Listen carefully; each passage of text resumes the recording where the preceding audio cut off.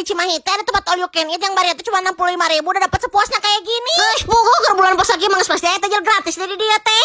Aduh kan ieu mah bener-bener tempat geus di tempat favoritna warga Cimahi mun all you can eat pasti kadararia. Atuh udah cuma bayar 65.000 susukiannya juga ini bebas ambil pilih kayak gini. Mimiti daging ayam, damping susukian, sayur pokoknya mah kabehanana aya di dia. Pokoknya mah bebas sesukana, pokoknya mah nyokot sakumaha-kumaha oge. Barang dipasak teh alas si bumbu marinasi teh mah isengit pisan. Kemudian ini dipakai si jamur enoki jeung si cengek nama. Cek bar 50 juta kali baru dak. Ya teh mending ngeunang teh. Geus pugu susukiannya juga dapat 2 kuah kieu barang pokoknya mah bebas dianclongkeun sakumaha-kumaha oge. Tang ditanyakeun geus wajib favorit sekali mah si kuah tom yum ieu na teh. Tider liasina teh wawaduk, ha?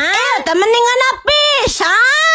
Aduh kan ieu aneh kata jangan juga meni banyak badak dimimiti spaghetti, donat, buah, bal-bal, nepin ka puding, nepin ka es krim oge aya. Urusan di koromat tinggal disebor aja pakai aneka minumannya dari mereka. For your information badak teh mereka teh